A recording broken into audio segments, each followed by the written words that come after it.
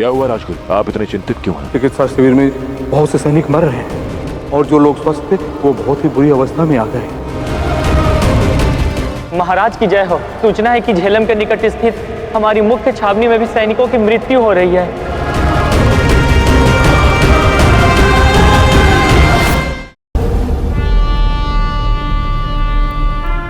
अपनी मातृभूमि के लिए तुमने अपने प्राण न्यौछावर किए हैं वीर, और उसके लिए पूरा भारतवर्ष सदैव तुम्हारा ऋणी रहेगा।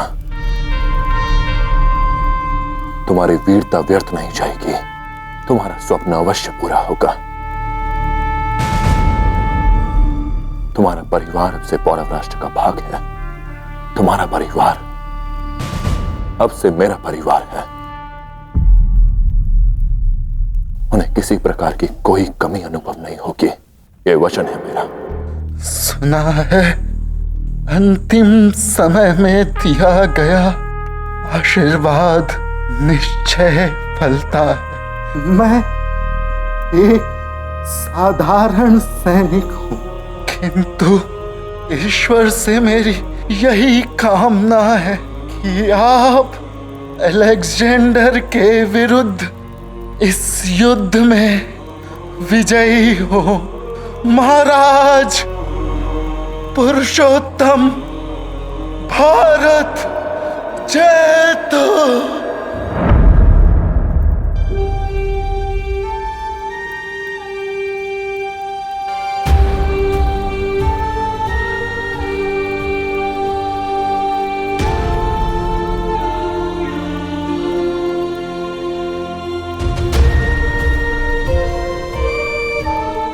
भारत जयतु।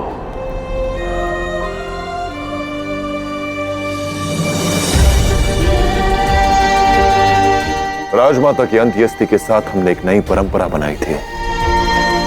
जो भी देश के लिए अपने प्राणों का बलिदान देगा उसे राजकीय सम्मान के साथ विदा किया जाएगा। हर वो योद्धा जिसे वीर गति प्राप्त हुई है उसकी अंतिम यात्रा पूरे सम्मान के साथ की जाएगी।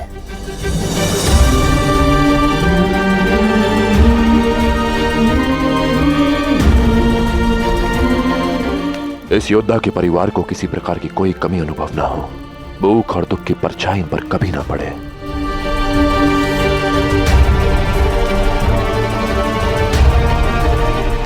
इन योद्धाओं के परिवारों को हर वो वस्तु, हर वो सेवा उपलब्ध करवाई जाए जिनकी उन्हें आवश्यकता है। वस्त्र हो या भोजन, धन हो या घर, इन्हें किसी भी वस्तु के लिए किसी के सामने हाथ ना फैलाना पड़ जाए।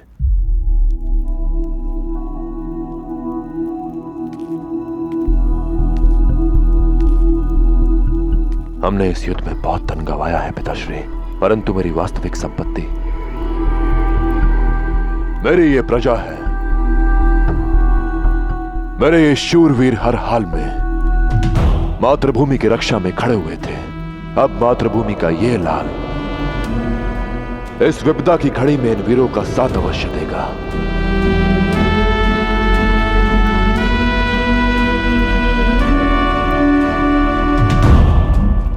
पौरव राष्ट्र के महाराज से हमें यही आशा थी पुरु। गर्व है हमें कि पौरव राष्ट्र को तुम जैसा राजा दे सके। अलेक्जेंडर को प्रहार का उत्तर मिलेगा। किंतु पौरव श्रेष्ठ, उस अलेक्जेंडर को उत्तर देने के लिए हमारे पास पर्याप्त बल नहीं है। उन्हें स्वस्थ होने में अभी समय लगेगा। वो अलेक्जेंडर हम पर किसी भी क्षण आक्रमण कर सकता है। हमें कोई ना कोई योजना बनानी होगी पूरा।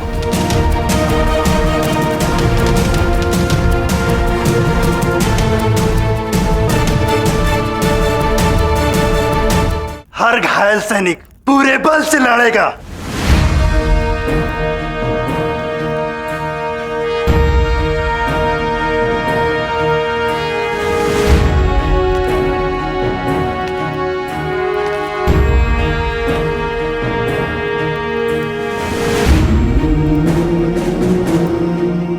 हाँ, हम युद्ध के लिए सज्ज हैं महाराज।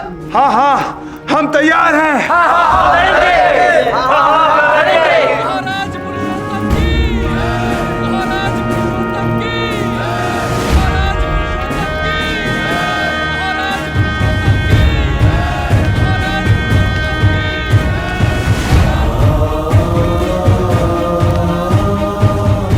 सेना की ये जयकार तुम्हारी एक और विजय का संकेत है पुरु। सच में तुमने अलेक्जेंडर को इनका मनोबल नहीं तोड़ने दिया।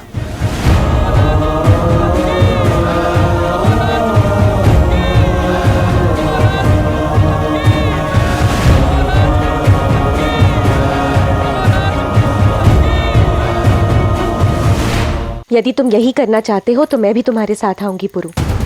हमें नहीं पता कि तक्षशिला में परिस्थिति क्या है। नहीं लाची,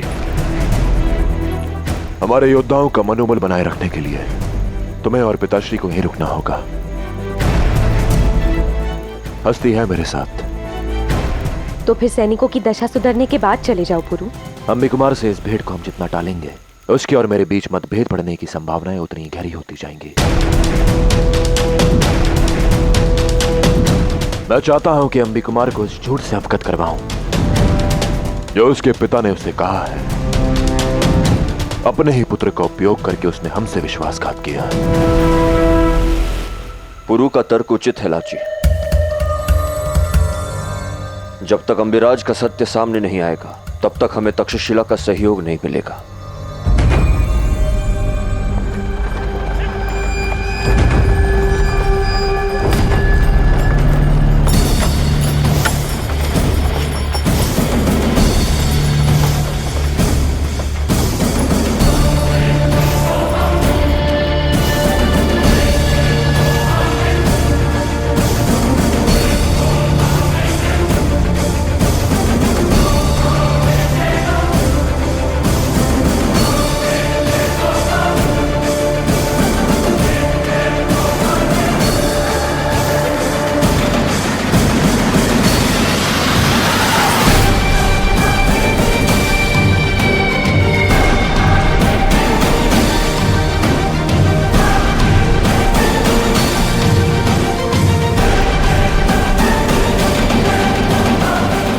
मैं बस तुमसे मिलने ही आ रहा था अम्बी। और मुझे यहाँ आने के लिए विवश होना पड़ा। वो मैं किसी प्रकार का कोई स्पष्टीकरण देने की आवश्यकता नहीं पुरु। मैं जानता हूं कि तुमने मेरे पिता को क्यों मारा। मैं लज्जित हूं। मैं एक देशद्रोही का पुत्र हूं। आज नहीं तो कल तो ये होना ही था।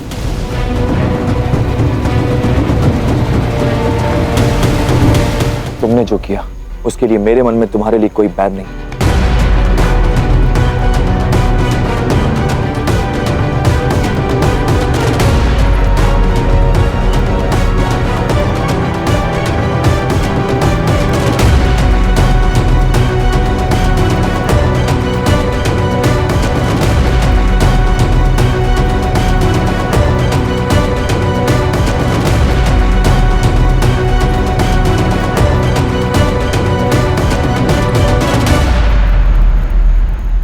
किंतु तुम अचानक यहां कैसे?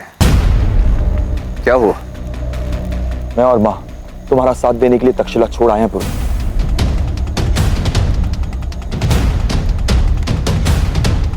राजकोट से जो कुछ भी हमारे हाथ लगा हम सब समेट के लिए आए। आशा है कि ये युद्ध में हमारे काम आएगा।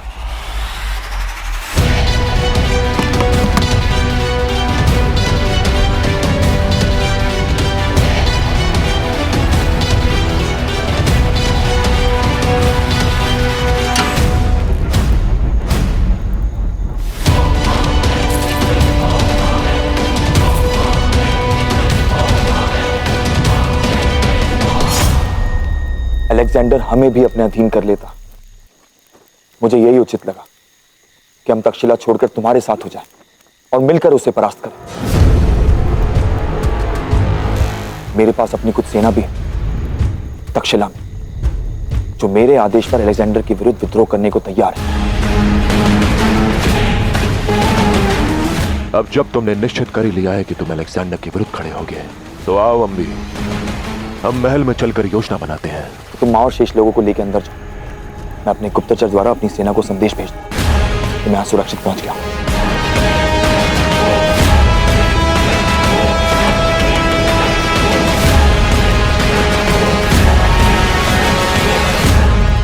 महल में प्रवेश करने के बाद पूरब द्वार की ओर जाना वहीं पर तुम्हें हमारी योजना को रूप देना है।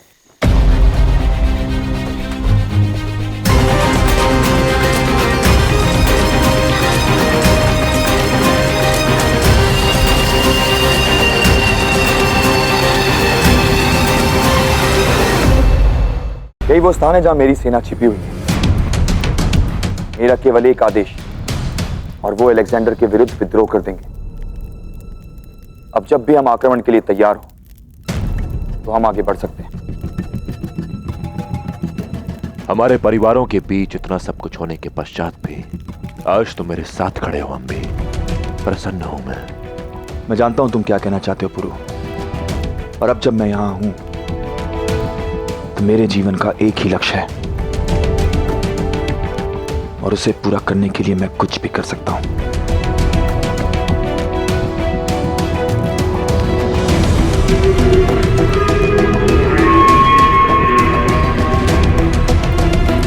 महाराज,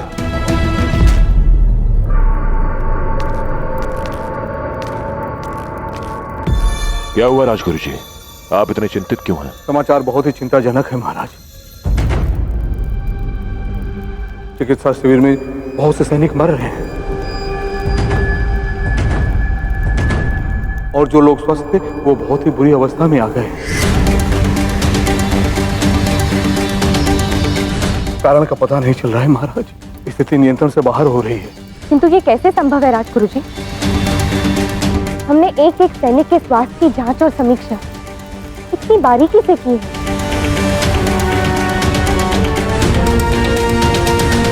अचानक से इतने सारे सैनिकों का घायल होना, और वो भी एक साथ, और वो भी तब जब उनके घाव पर रहे हों।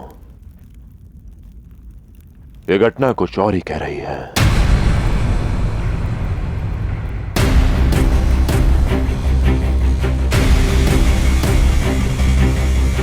राजगुरु जी, हमारे कितने सैनिक अस्वस्थ हुए? कोई स्वस्थ बचा ही नहीं है महाराज। महाराज, शिविर में उपस्थित एक एक सैनिकों के अंदर विचित्र रोगों के लक्षण दिखाई दे रहे हैं और जो तीव्रता से उन्हें मृत्यु की निद्रा सुला रहे हैं।